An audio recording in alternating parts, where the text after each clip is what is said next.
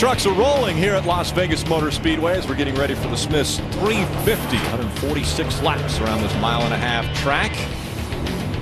2 by 2 they will go. The starting order will come across the top of your screen. Joey Coulter grabbed another pole.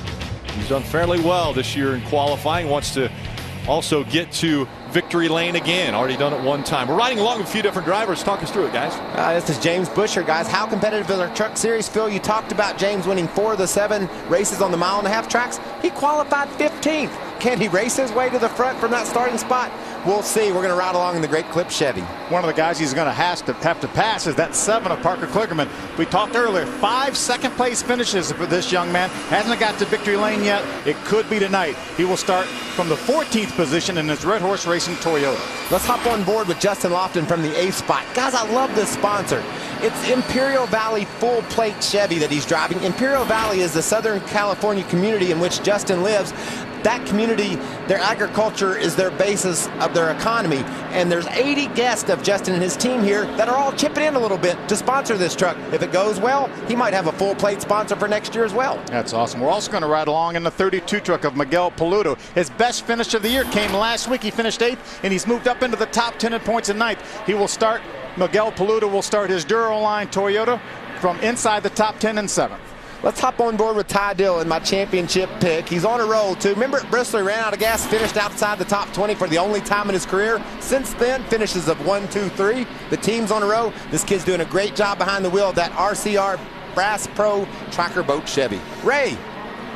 Hey, Mikey, you know, a few years ago, I think it was 2005, they reconfigured this Las Vegas Motor Speedway. So I think all the statistics we should talk about are from that point forward. And when we look at the guys that have won at this racetrack, how about all of them have qualified in the front 2 rows? So you got to start up front to win here, right?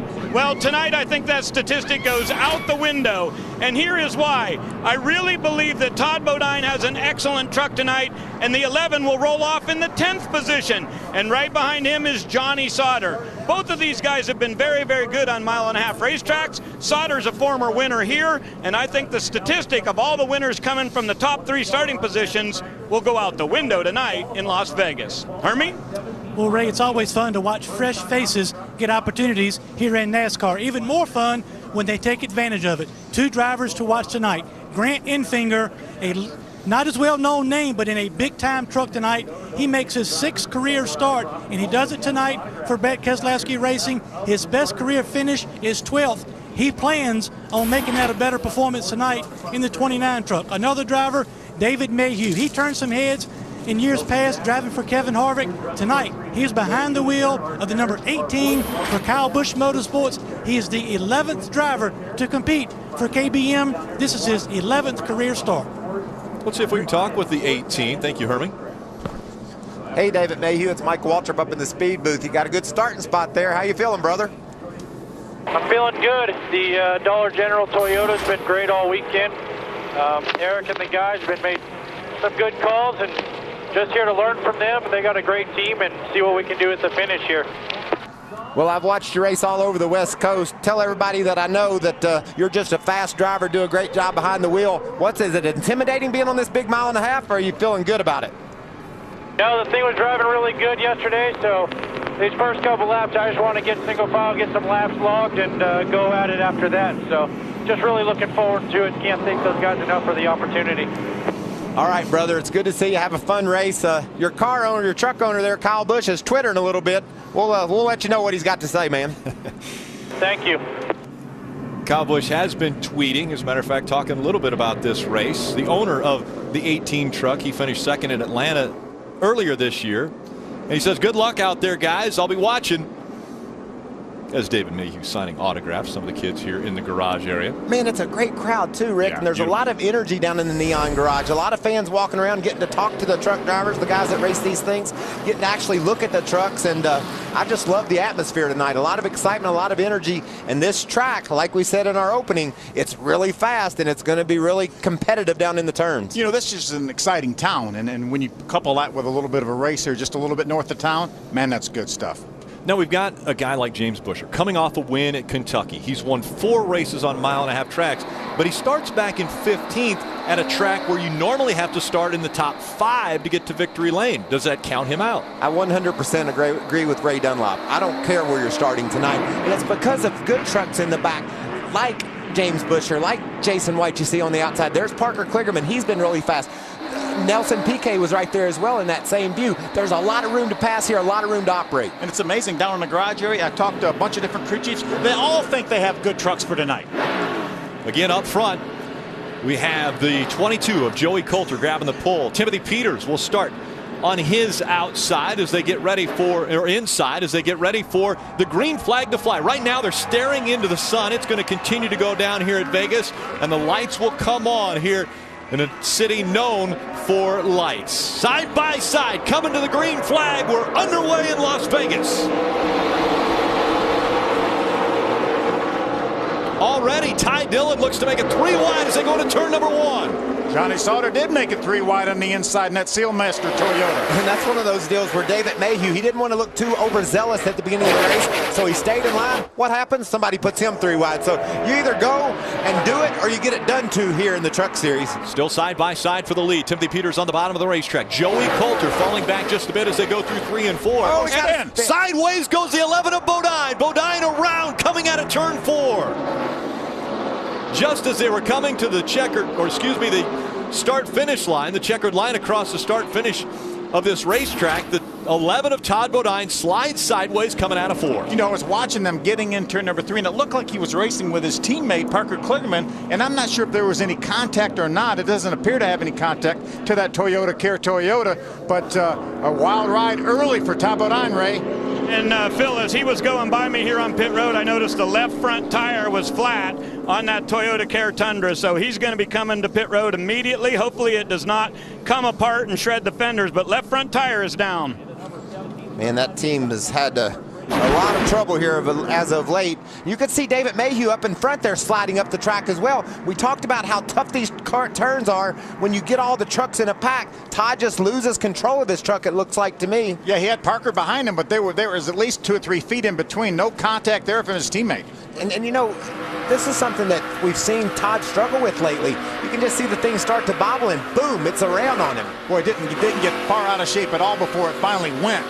Looked like it just wiggled a little bit, a couple degrees, and then around it went. We talked earlier about the bad luck that Red Horse Racing has continued to have over the past 3 weeks.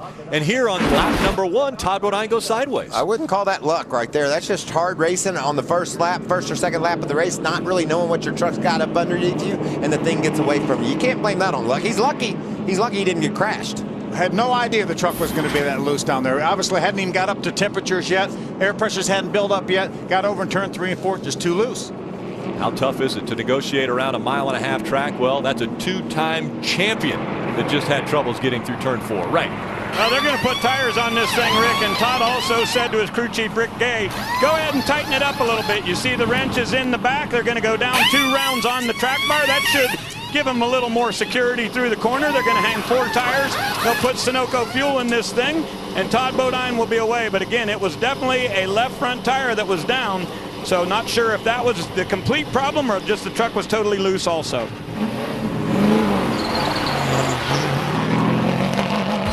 Didn't get the first lap complete, but it was Timothy Peters who crossed the stripe first. He will be your race leader when we come back to Vegas.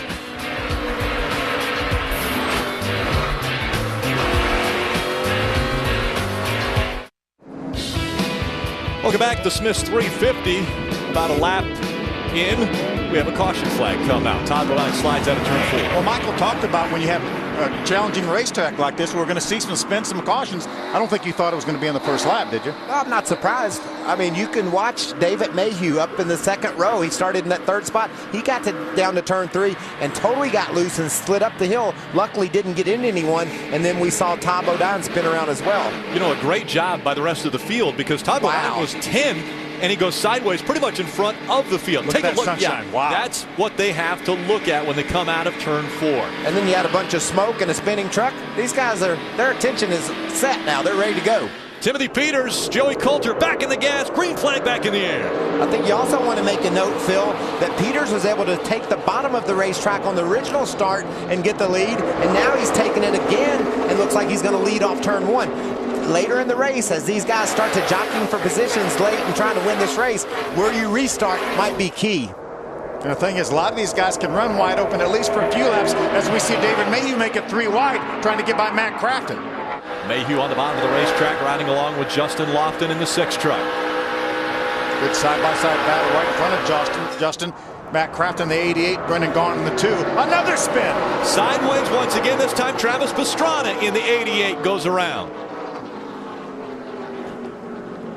He's in the 98, but I know what you mean, Rick. Is off turn 4, just like we saw Todd Bodine struggle. You saw Travis bring it to a stop there, and all 4 tires of his tires are going to be flat. He'll have to try to get those chains right quick so that he doesn't go a lap down. See if we can, just loose again. Yeah, same position really as Todd Bodine was, and he held on to it as he got around the corner. Did a nice job keeping that thing out of the outside wall, it appears. And again, a nice job by the other guys avoiding him. So the caution comes out once again for a spin in turn 4. Once again, they go to work on that 98. The number 13 has long been a sign of tough luck. Just ask the guys who try to pass Johnny Sauter. Welcome back. Smith's 350 under its 2nd caution for the 98 spinning. Hermie. Yeah, real quick, Rick. Travis Pastrana telling crew chief Dan Stillman nothing wrong with the truck. He just lost it, got in the corner too hot. The air pressures had not come up yet. 4 flat tires is the only damage, though. He got 4 brand new Goodyears. They topped off with fuel and got him back on the racetrack. Now that tells you how tough conditions are here. A 2-time champ spins out on the first lap, and then Travis Pastrana making his first start. In his first start in the truck, but also has been upside down all around, as sideways as you can be. He spins out as well. And the front row is still the same.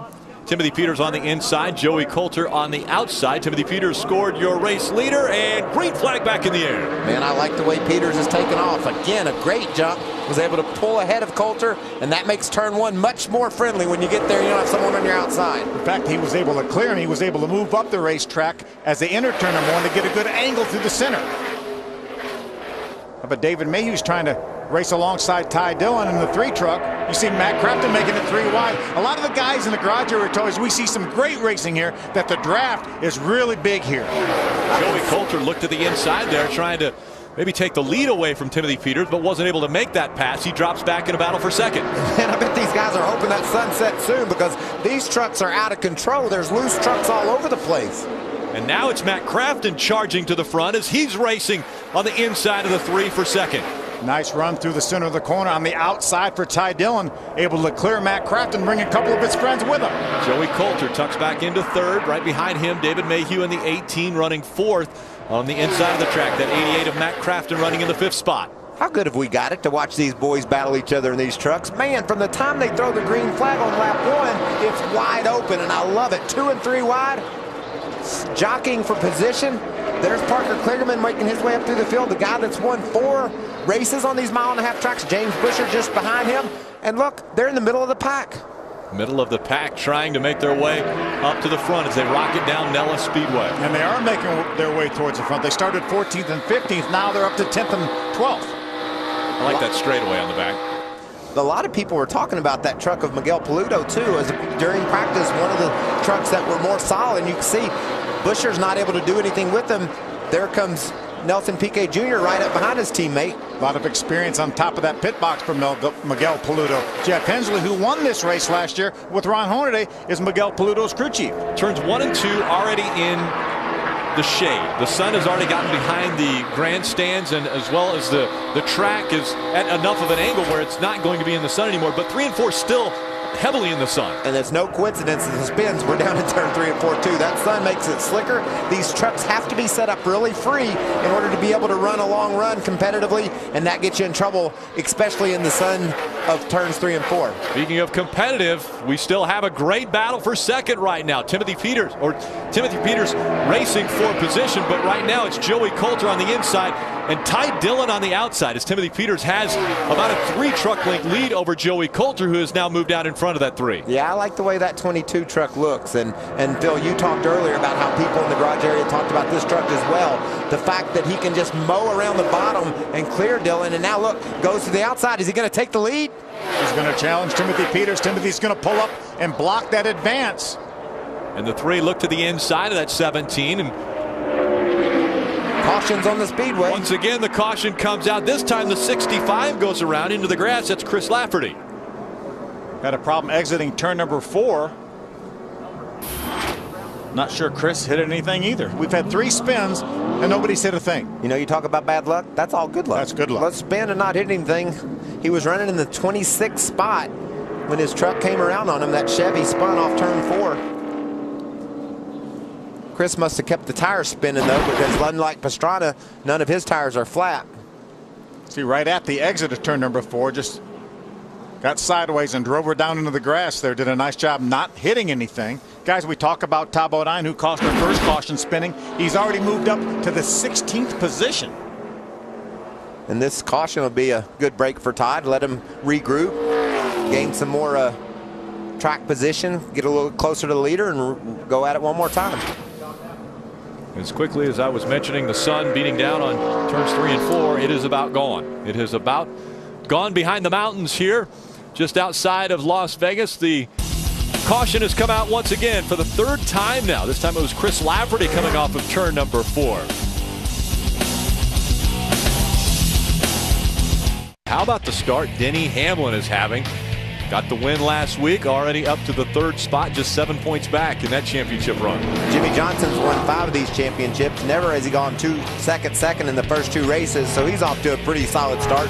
But man, that Denny Hamlin and his team, they are mentally into this game and they are ready to do battle with Jimmie Johnson. I've never seen anyone, I felt like, more focused on trying to take down Jimmie than Denny is, and it's going to be fun to see if he can pull it off. While we were away, the 31 of James Busher came on to pit road. These were trucks coming in on around lap 15. Let's go back to pit road and Hermie Sadler. Yeah, the 3 trucks on my end of pit road that came in. The 23 of Jason White came in for fuel only, but took some equipment. The fuel can, he drug it out of the pit box. He had to come back into pit road again for a penalty. He's back on the racetrack. The 31, as we just saw, fuel only and a slight chassis adjustment, and also the 29 of Grant Enfinger, pit road for fuel only. Ray?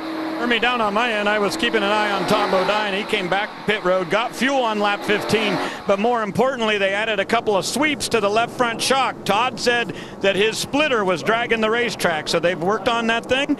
And just keep in mind, a few of these guys will be on a little different fuel strategy than the front runners who have yet to come to pit road. Top 13 stayed on the racetrack. 13th right now, Hornaday. And that's what's so fun about these truck races. They're short. These crew chiefs put their brains to work and figure out some strategy, mix things up, and we always see, it seems, that plays in the finish. If they wanted to save tires, I don't think anybody put tires on.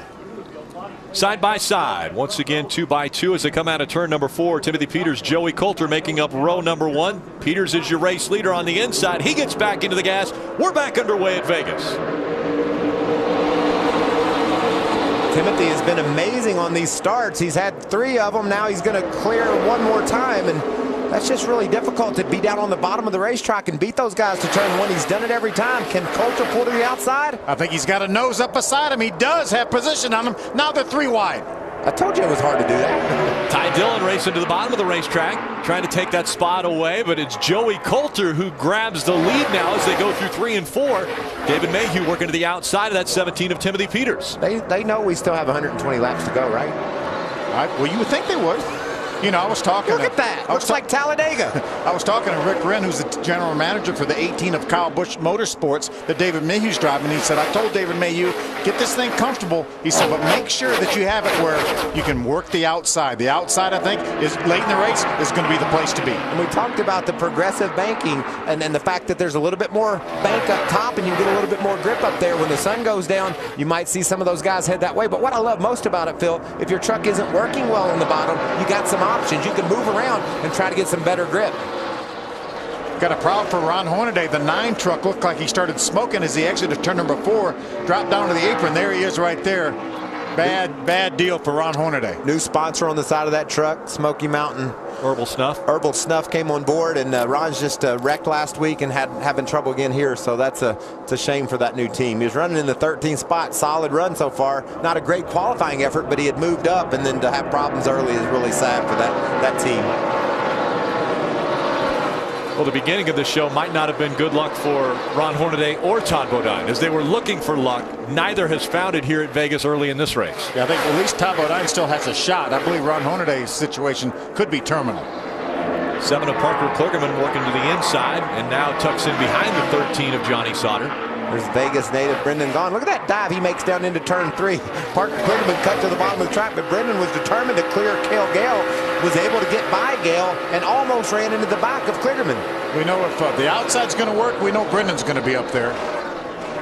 Brendan always likes running up against the wall on these super speedways. I always used to like to do that as well. It wasn't as far as to hit it when you messed up. I know that's what Richard Petty told me one time. He was the first guy to run high all the time. He said a lot less distance to travel to hit the wall. But remember we talked about James Busher pitting on this most recent caution? He's up to 12th already.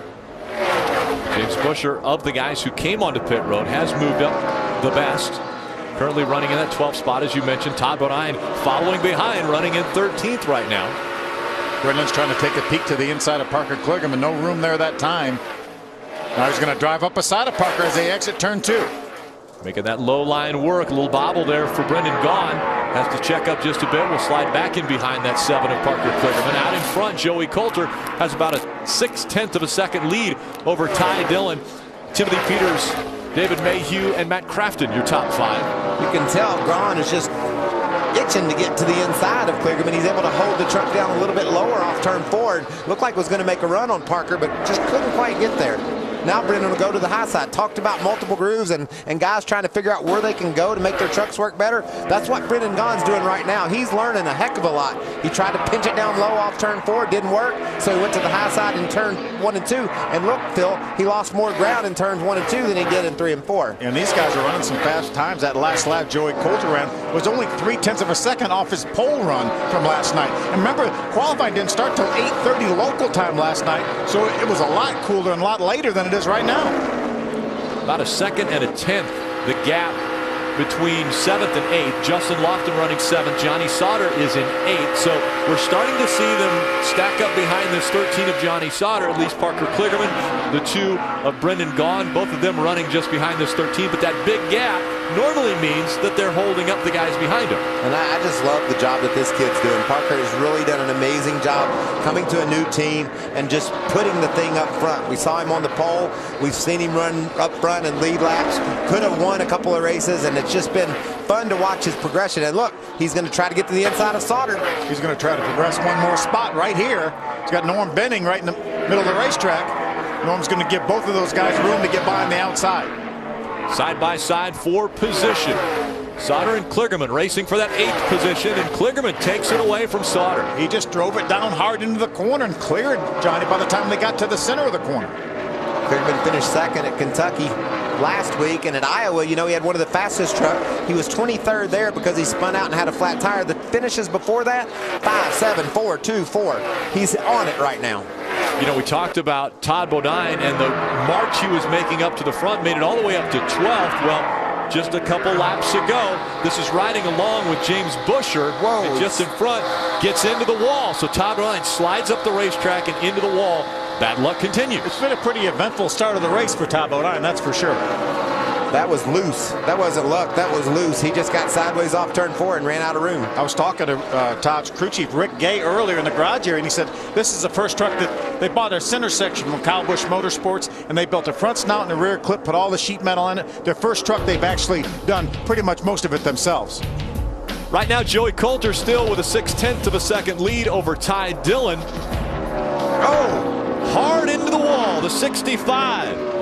That is Chris Lafferty. We saw him slide out of 4 earlier, and now this time major contact with the wall. How about Parker Kligerman driving through there completely sideways, trying to avoid Chris Lafferty?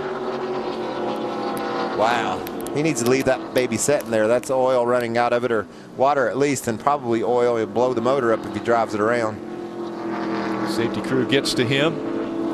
The issues have been in turn 4. Once again, Chris Lafferty. And that sun we were talking about is gone. Now it's pretty much gone down behind the grandstands. And we saw Todd Bodine sideways off turn 4. So the sun has gone down, but that track's still warm down there in turns 3 and 4. These guys are struggling. See if we can see what happens. Oh, look. Catches the apron and watch this baby shoot up the hill. Phil, how many times back in the day, hard contact. Watch Parker Kligerman go through there. Look at that. Sideways. How many times back in the day do we hear Dick Beatty tell us in the NASCAR meetings, when you get down on the side, on the track, turn left and lock her down. You can come back and get some more tires. That was a lesson right there Chris Lafferty could have used. Watch Kligerman. Wow, he about crashes. There just wasn't anything to gain from turning that baby that hard to the right down on the apron. We've run long enough now. We've completed 30 laps. I think we're going to see the rest of those trucks that didn't come to pit road, that last caution flag, they're going to come in now probably as well as most of the rest of them. You see Chris Lafferty out of the truck and looking at the damage to that 65 as the safety crew continues to work to get that truck back into the garage area. Now, are these guys going to want some tires now? Phil, when you're that loose, you put new tires on it, it's going to be loose again for a little bit. So if your truck is handling well and you just wanted to get a little splash of gas, these tires during practice seem to hold on real well. You know, most of the time we only have 4 sets of tires for the weekend. They actually have 5 sets of tires for this race. They probably used 1 set up in practice, so they'll have an extra set of tires. I wouldn't be surprised for them to put tires on now. Joey Coulter out in front. Ty Dillon running second. Timothy Peters, David Mayhew, and Nelson Piquet Jr. your top 5. What will the decisions be made on pit road? We'll be back in a minute to find out. Racing. Incredible racing early on at Las Vegas. Now it's Joey Coulter, Ty Dillon, Timothy Peters. Those drivers have been talking with their crew chiefs about strategy. What are we going to do here? Would we do a 2-tire stop potentially here, fill this thing back full of fuel? I think so. I think that the way the guys talk, that the left side tires aren't wearing any. So I wouldn't be surprised to see some of these guys put just right side tires on this pit stop. And that's the thing about the truck series. We talked earlier, get a little gas here and there, get 2 tires. It's always seemingly that we have people in different agendas, and it makes it so fun to watch guys like James Busher pit early and race his way back to the top 10. Here's a racetrack where we know that track position is important, because since 2006, when the racetrack was reconfigured, pretty much everybody's won from a top 3 starting position. Yeah, they have won from a top 3 4 times from the pole. So they're definitely important, but I'm like Ray and Michael. I'm not sure you can rule out the guys like James Busher starting way back outside the top 10. Maybe somebody gambles back there with just a 2-tire stop and is able to get out in front to get that track position. I think you can have some of the guys up front put 2 tires on as well to keep that track position. The spin that just took place and the end of the wall was out of turn number 4, and so right now the safety crew is still working right at the entrance to pit road. So pit road was not open this time by. They're going to take them back around one more time.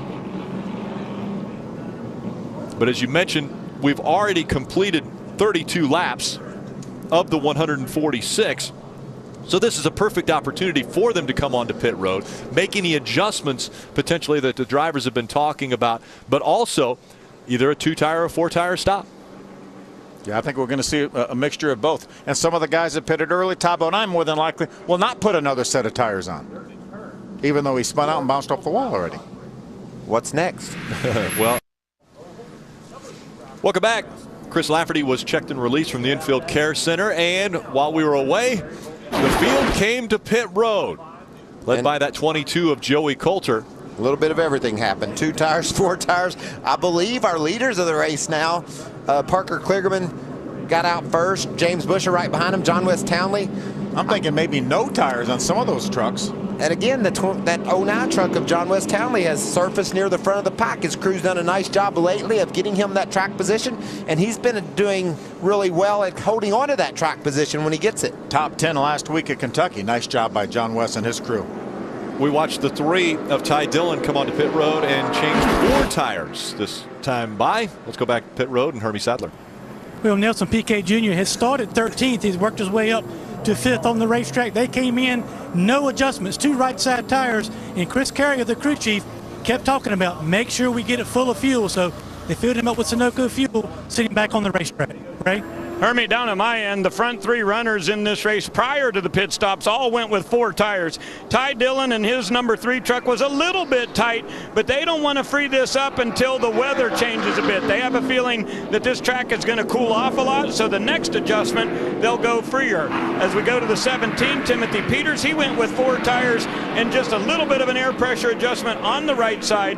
Joey Coulter also a little snug like his teammate in the 3. They're going to make a bigger swing at this thing later, but on this pit stop they went up a half a round on the left rear jack bolt. 1, 2, 3, now 9th, 10th, and 11th. That's how much pit strategy plays in the Truck Series. A new race now. Brian Silas in the 99 last time by was your race leader. He went to pit road. That put Parker Kligerman in front of the field with James Buescher on the inside. So Kligerman will lead the field to the green flag. Green flag back in the air. We're back underway at Vegas. A great restart for Buescher. They stay side by side going into turn 1. We asked, could James Buescher race from his 15th starting spot to the lead in this race? He says, I think I can. And that's with no tires, too. Look at this battle. Grant Enfinger to the inside, to the lead. Grant Enfinger charges to the bottom of the racetrack, but here comes the 7 of Parker Kligerman racing back on the outside. Phil, you talked about the draft, how important it is in these trucks. You're seeing evidence of that right there. A big move by Grant Enfinger to grab the lead. And now look, James Buescher's going to try to grab it back. You know, Parker Kligerman is not strange. Ooh, Grant Enfinger gets really loose. Loose and up the racetrack he goes, and he's able to catch it before it catches the wall.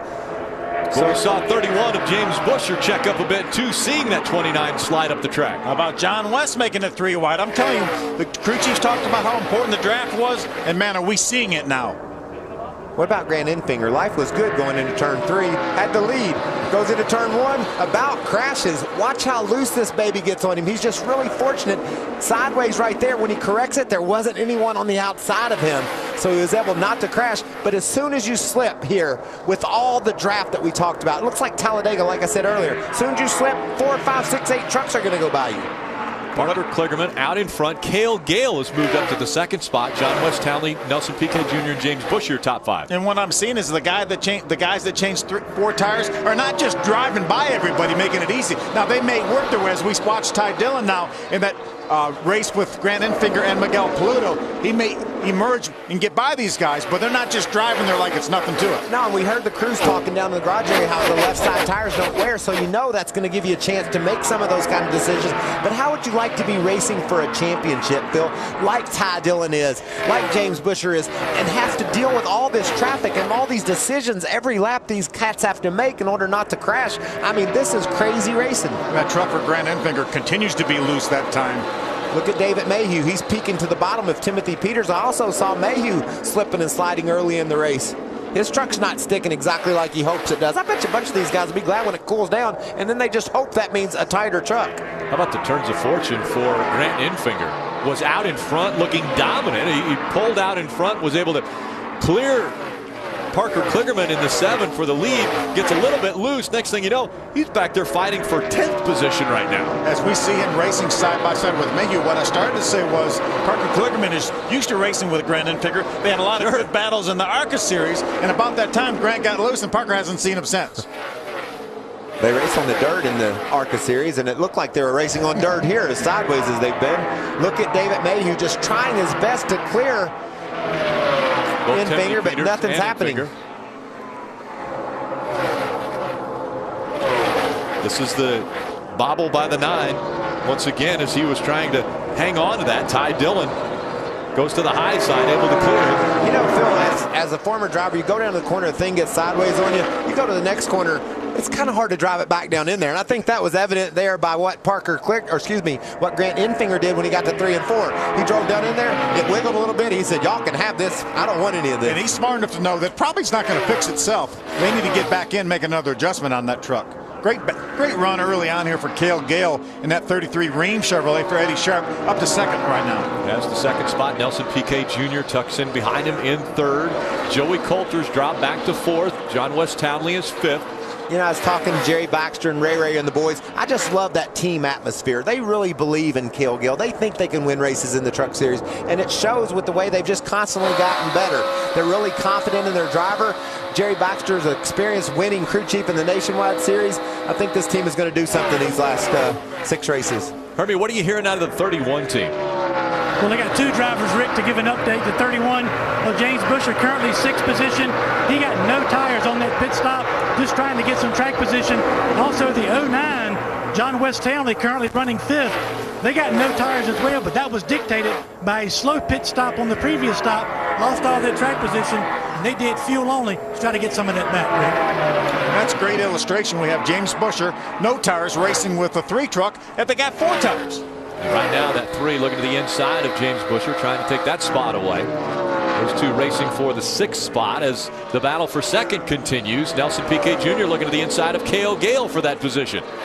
Looks like Nelson Piquet Jr. has it. Remember, he's already been to victory lane this year on the 2-mile track at Michigan. He's won in the K&N East Series as well.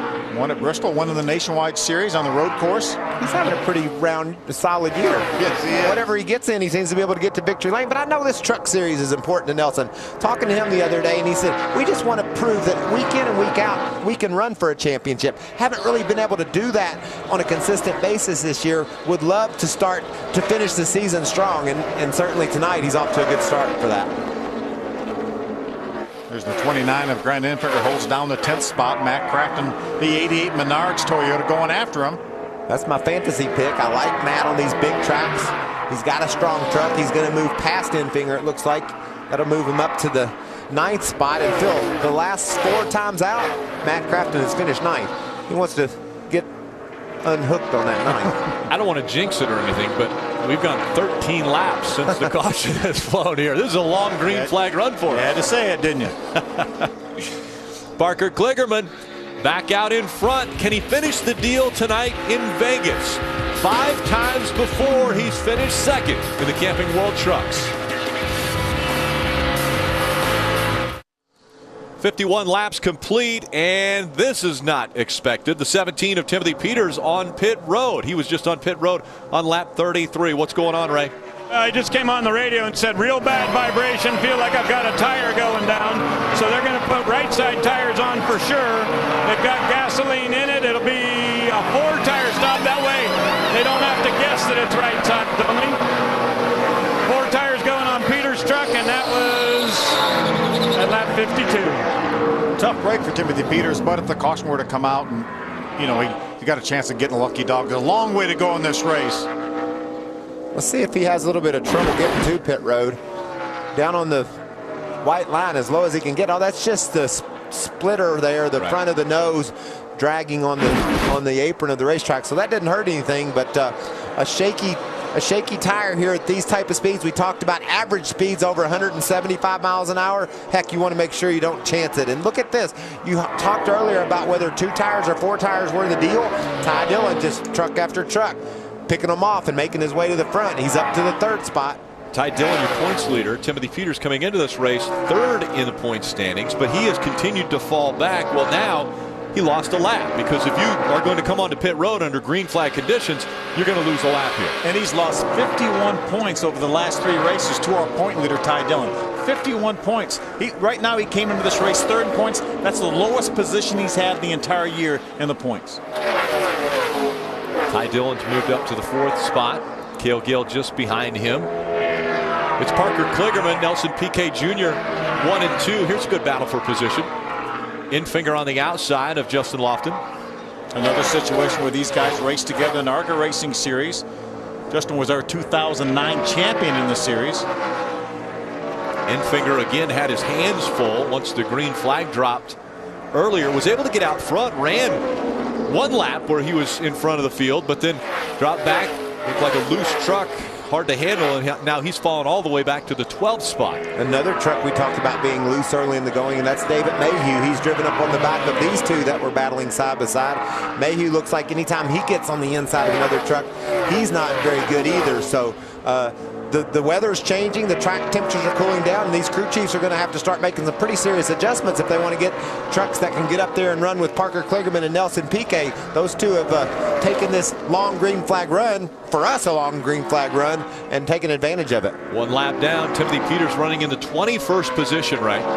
They came to pit road because he said he was sure they had a flat, but guess what, guys? I checked all the tire pressures, not a flat tire over here, and they just relayed that information to Timothy on the radio, and he said, guys, I am so loose, I'm dead sideways, there's no way I can drive it this way. His crew chief Butch Hilton said we may have some kind of a failure going on because our tire pressures are all fine. And one other thing, guys, I did want to update. Ron Hornaday is out of the race for sure. That's a broken engine on truck number 9, the second one of the weekend. Here comes Hungry Eyes. He's driving up to the 6th spot. Going by John West Townley to take that position away. Yeah, John West has done a nice job staying up in the top 6, 7. It did fun seeing the progress this kid has made. You know, he caught a lot of heat early on for having some crashes. And lately he's been able to get, his crew chief's done a nice job of getting him track position. Heck, he's running around the guys in the front of the pack, and he's learned so much, and he's just doing a nice job of keeping his nose clean and logging laps. That's what it's all about when you're young and you come into this deal and it doesn't go well. You just need to step back a step and say, I need to finish some races. But what I love about him, they put him up front and he hangs on and does a nice job. Been running very solidly the past few weeks. Plus, that Zaxby's got some good chicken. They do. That does help. Kligerman out in front of PK Jr., Joey Coulter, Ty Dillon, and Cale Gale, your top 5. Then it's Crafton, as we mentioned, Townley running in the 7th spot. Paludo is 8th. Johnny Sauter and Grant Enfinger, your top 10. Busher just outside that top 10 in 11th. Lofton, Mayhew, Bodine, Gaughan, and Newberry all on the lead lap, as is Jason White, Ryan Reed, and Brian Silas, and Travis Pastrana about to go a lap down, but still on the lead lap. I'm telling you, 31 of Busher is going the wrong direction. He is going backwards. Grant Enfinger, the 29, just got by him. Now Justin Lofton is trying to go after him to gain another spot. Yeah, that's Mr. Mile and a Half. We've had 7 mile-and-a-half track races in 2012. He's won he's won 4 of them, and we thought for sure he would march from that 15th starting spot to the front, but he did, Phil. His crew did a good job on pit road, got him that track position just like Parker Kligerman's crew did. Kligerman's led the race since then, and Busher's been falling straight back. Could have huge championship implications. Like you talked about earlier, these mile-and-a-halves play a huge role in who's the champion, and tonight, James isn't running like a champion. Timothy Peters also in that championship hunt, but he is now a lap down, running in the 21st position and not in position to get the Aaron's lucky dog, because Travis Pastrana just went a lap down. He would be the recipient if a caution comes out. You know, it's just so demoralizing as a driver. You're out there running and you're just sure you've got a flat tire. You're so loose. You come in, you pit, you leave pit road. You're like, which one was it, guys? Was it a left rear or right rear? It wasn't a flat tire, bud. That just says, oh man, this thing's going to drive just like it did before I pitted. We've got some serious problems here tonight. And lately, it's just been problem after problem for that 17 truck. Now the 31 trying to stay in front of that 18 of David Mayhew. Yeah, right now James Busher's struggling. He's lost 2 or 3 spots here in the last few laps. He's losing another one right now to David Mayhew, and Ty Bodine will grab another spot from him here momentarily. He's all the way back to the 13th spot. That's Bodine all over him for that position. Just 18 trucks on the lead lap, so he's getting in danger of going a lap down. Hermie, what's happening with him? Loose, loose, loose. He's been talking about being loose all the way around the racetrack.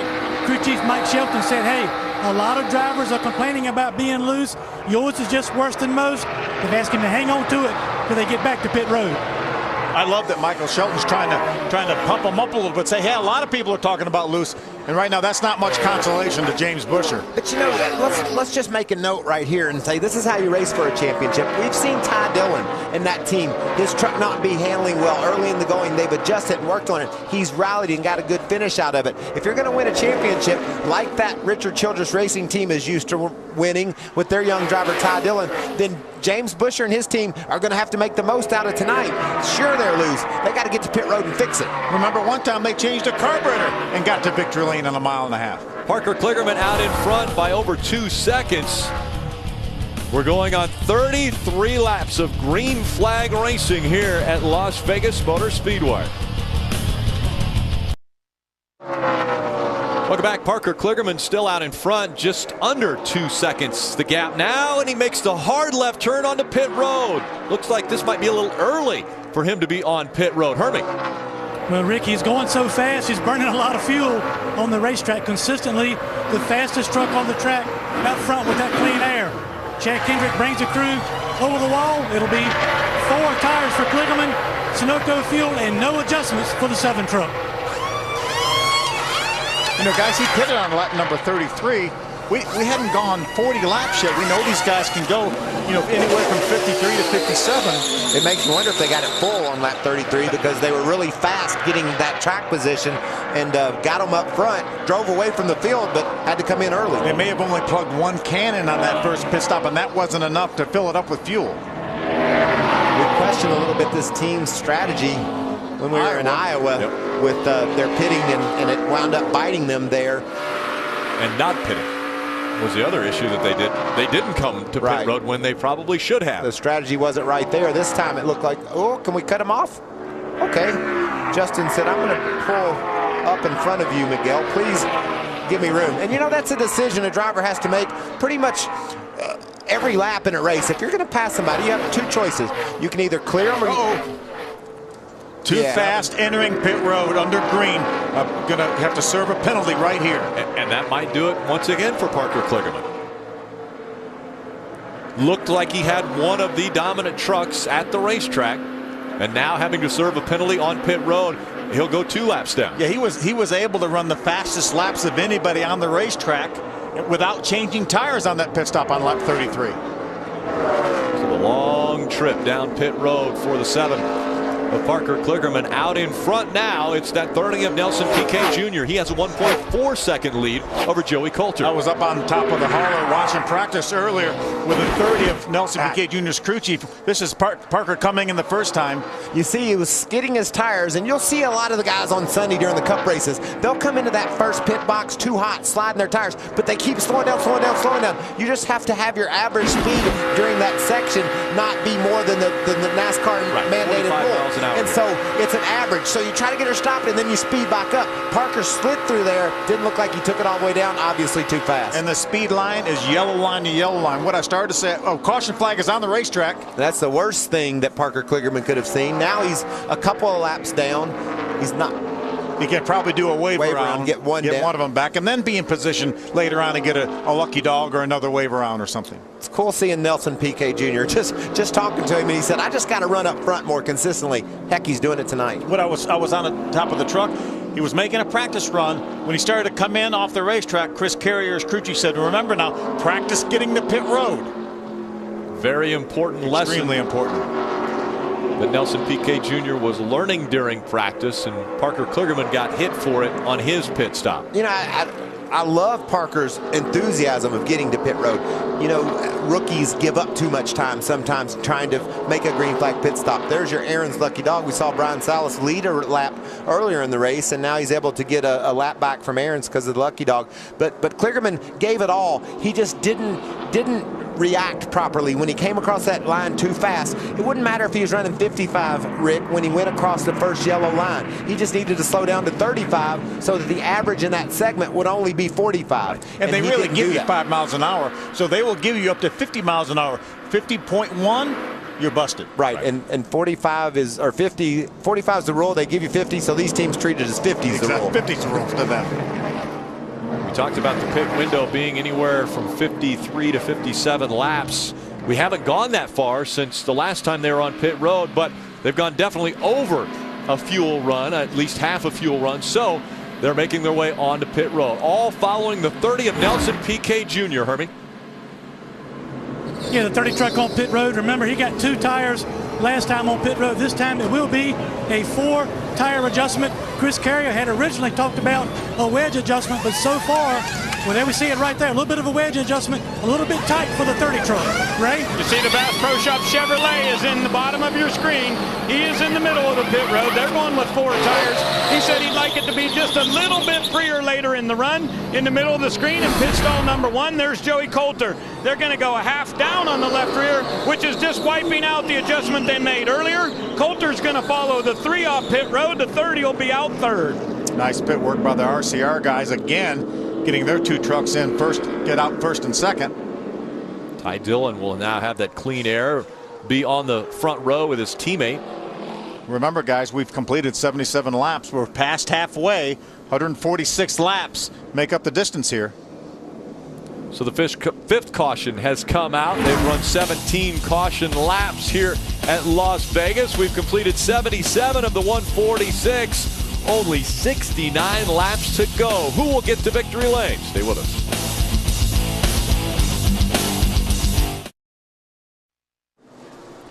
Hey, race fans, the chase is heating up, and we have exclusive ticket deals to get you close to the action. Kansas Speedway has an amazing deal, so don't miss your chance to save big. Visit speed.com/deals to purchase your ticket now. Let's get an update from pit road and Hermie Sadler. Well, Rick, we might have a little bit of insight as to why Parker Kligerman was to pit road a little bit early. Look at the right front tire that came off of this 7 truck right here. Nothing was rubbing this truck on the racetrack, but that's simply a wear issue. Remember, last time he came to pit road, the time before last, fuel only. So these tires have been on this truck for quite a few laps, almost 80 laps, they're telling me, between what they ran some in practice and what it was on tonight. So they were very lucky, actually, in everything that's happened to get to pit road before that tire failed the 7 truck. Yeah, that tire was about to blow out. Yeah, the only bad break is the fact that he sped coming on the pit road. He would have been 1 lap down, got the wave around then, and he would be back on the lead lap. He did take the wave around. But he's still a lap down. But he's still a lap down because he was 2 laps down because of the penalty. And you know, Timothy Peters is another truck that's a lap down. Travis Pastrana and Kligerman. So it's going to be a battle for that lucky dog. It's not going to be easy to grab it away from Timothy Peters. Ty Dillon, Joey Coulter side by side for the restart. Green flag back in the air. Great restart for Coulter on the inside. Gets to the inside of Ty Dillon and battling for the lead as they go to 1. Well, Nelson Piquet Jr. is trying to help Coulter. How about Crafton going high, trying to make it 3 wide? Great restart for Matt Crafton, right up against the wall as he comes out of 2. Wow, he's going to shoot all the way up to the 2nd spot. What a move by Crafton on the high side. Was Ty Dillon not leading this race when they restarted? He was. Well, he's going to be running 6th or 7th when he gets off turn 4. That's how quickly things change. Ty Dillon, as you mentioned, back in the 6th spot now as they cross the stripe. Coulter out front, Crafton 2nd. Piquet Jr. 3rd. Cale Gale and Justin Lofton your top 5. That's what I love about the Truck Series. That's teammates on the front row. They didn't act like teammates, did they? They drove down into turn 1, battling for the lead. Coulter came from the 2nd spot to lead it. And look at Matt Crafton, all the way up from 6th to 2nd. And did it all the way up against the outside wall off turn 2. What a great move by Crafton. Told you those eyes were hungry. That might be the new line. The fast line around this racetrack might be going to the high side now. We've seen that before, though, especially at this racetrack because of the banking. Get a little bit more grip up there. John West got a little bit loose inside of Mayhew. Mayhew doesn't caught it. Know how lucky he was right there because he couldn't see what was happening to Townley, but John West slid up the track. David cleared, unfortunately. Ty Bodine's down on the bottom of the racetrack now trying to get around Ty Dillon. Ty's fading. There goes Todd Bodine, and we saw Todd Bodine bring out the first caution on lap 1 when he spun coming out of turn 4. Looked like that 3 truck was really tight down in turn 3 and 4. For some reason, he couldn't get off the turn, so maybe the adjustments they made to it aren't working for him. He's certainly fading. Johnny Sauter, the 13 truck's trying to make his way by. Remember how good Johnny Sauter was here a few years ago, dominating this race, dominated practice, won this thing from the pole. Which quite a few drivers have done since 2006 in the reconfiguring of this track. 4 of the 6 have been won from the pole. Miguel Paludo behind that 3 of Ty Dillon, and just behind him David Mayhew in the 18. And there you see James Busher. We talked earlier about this team needing to get to pit road, make some adjustments, make sure that James is able to rebound and race these guys. He's racing for a championship. It's all about managing your losses, and looks like the team has improved his truck. He's right behind David Mayhew, and you can see just up ahead his main adversary in the championship battle, Ty Dillon, up ahead. And wow, David Mayhew, we talked early about his truck being loose since we started this race, and he is that loose. Looks like it's still there. That allowed Butcher to pull up beside him. Now Parker Kligerman's going to try to drive up to the outside with him. Ty Bodine now has made his way by the 33 of Cale Gale to move up to 5th. And how about Kligerman? As you mentioned, just behind the 18 of Mayhew. Still 1 lap down, in position now for the Aaron's Lucky Dog if the caution flag were to come out. And that's Buescher. He surfaced in the top 10. He's just a spot, 2 spots behind Ty Dillon. So the team has done a good job of getting that truck better for James. Out in front, Joey Coulter has almost a second lead over Matt Crafton. Had a great restart, was able to take over that second spot. PK Jr. third, Justin Lofton fourth, and Todd Bodine your top 5. Bodine, top 5. That's amazing, amazing. We still have 60 laps to go. That means these crew chiefs will have one more opportunity probably to adjust on these trucks, but they better get it right that time. And look at this battle for the Aaron's Lucky Dog. That's Timothy Peters. He's driven to the back of Parker Kligerman. So as bad as Matt Crafton wants to grab the lead away from Joey Coulter, Timothy Peters wants to pass Parker Kligerman worse. That'll get him right back into the thick of things. And remember, those 2 guys are in that battle for the point championship. There's Travis Pastrana. He's recovered from that earlier spin. On just lap 2 or 3, he got sideways and spun his truck around, lost the lap. But now he's been able to make his way past Jason White. Looks like he's got a good feel for that truck now, Phil. Yeah, he does. And Pastrana just 1 lap down in his first ever Camping World Truck Series start. Ryan Reed back there in the 5, but it's Joey Coulter with a 1.6 second lead now over Matt Crafton. So trying to stretch out that lead, a dominant truck. He won practice yesterday and now up front.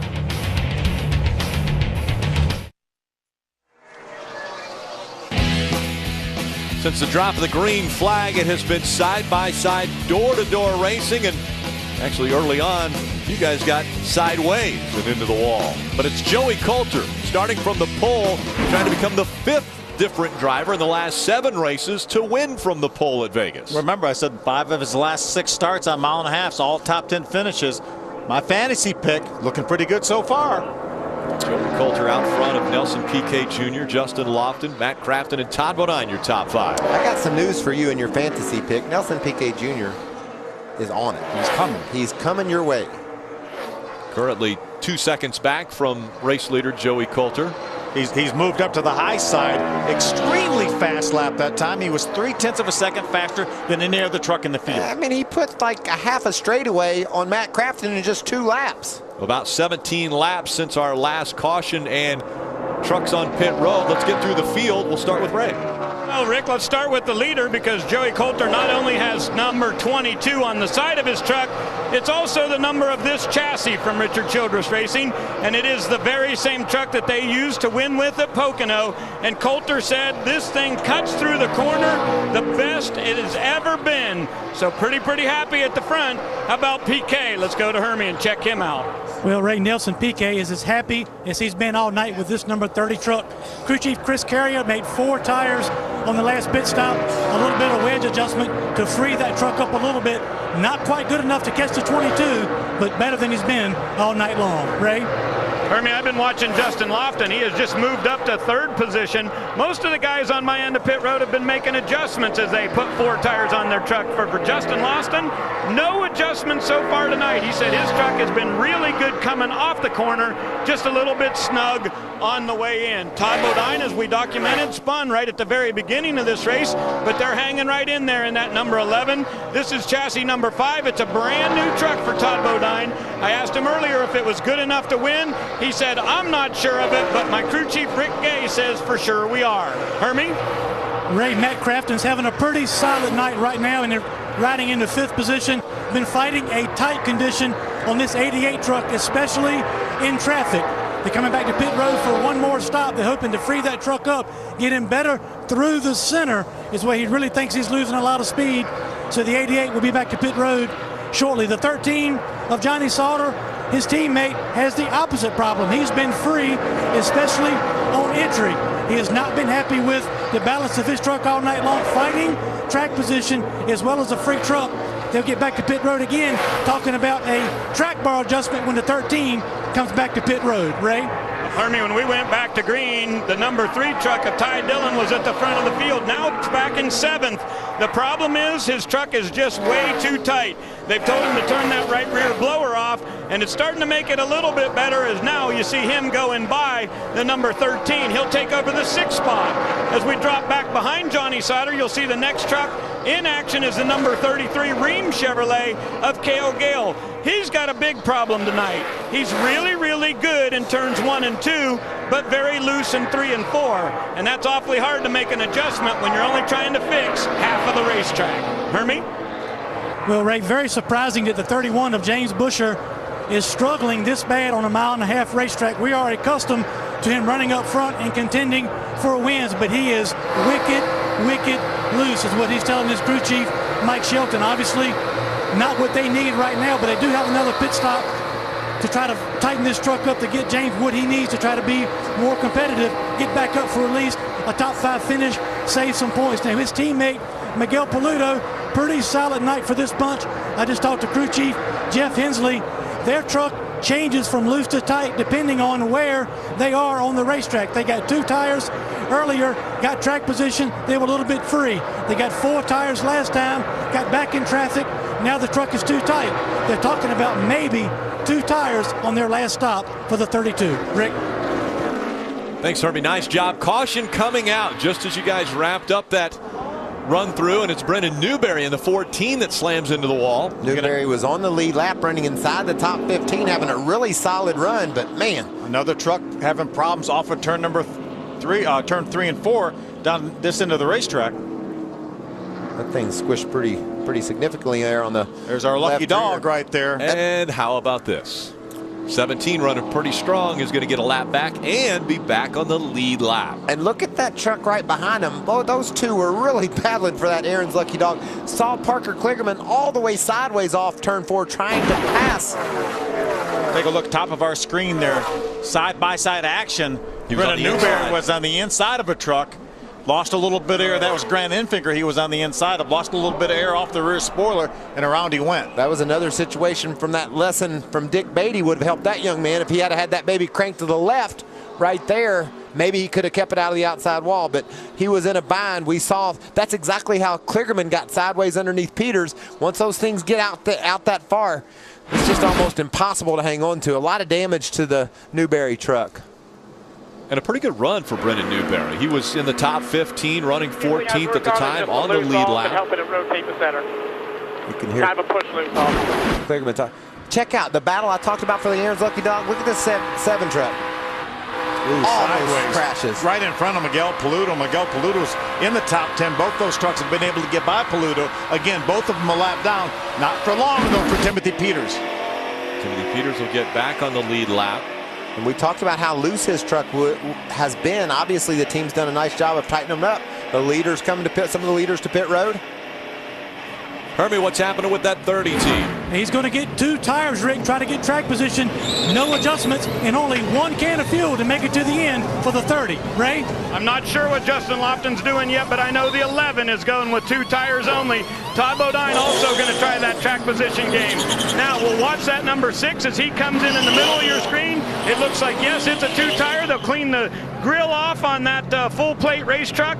And at the very front of the field, we've got the 22 in. Joey Coulter in pit stall 1. They're going to put 4 tires on. They believe that's the only way they can win it. Coulter will come in as the leader. He's going to lose a lot of track position going out in 7th, but he's got 4 tires, and they think that's the right strategy. Ray coming off of pit road. It looked as though the 18 of Mayhew got into the 3 of Ty Dillon. A little bit of contact here as these guys are jockeying for position. Sure enough, there's contact made. Well, that was more damage to Mayhew's truck, I'm afraid, Phil. He was trying to dodge Todd Bodine, goes out to the right, and that right front fender is so sensitive on this truck. You need it for that front downforce. Mayhew hit the side of Dillon. I don't know that there was any damage to the Dillon truck. Where does he hit him at? In the left front wheel. Yeah, a little bit behind the front, the very front of that fender. Could be an issue. Yeah, contact on pit road. We'll keep our eye on it.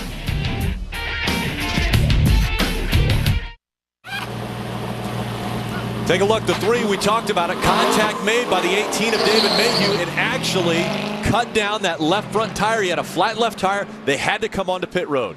Yeah, we talked about the contact being into the left side. You wouldn't think a lot of sheet metal damage where he hit, but he just happened to catch that left front tire and cut it down.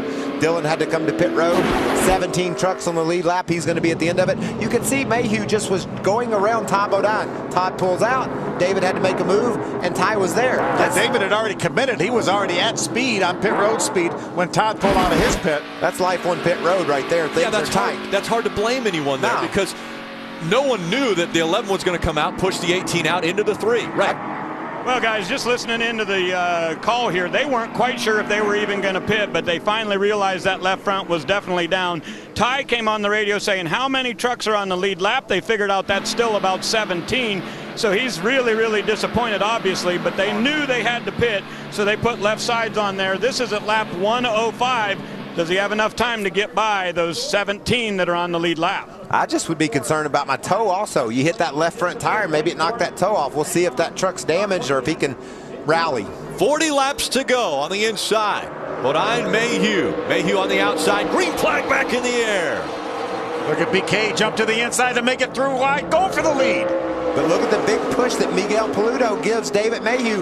Mayhew's able to hold tight on that outside.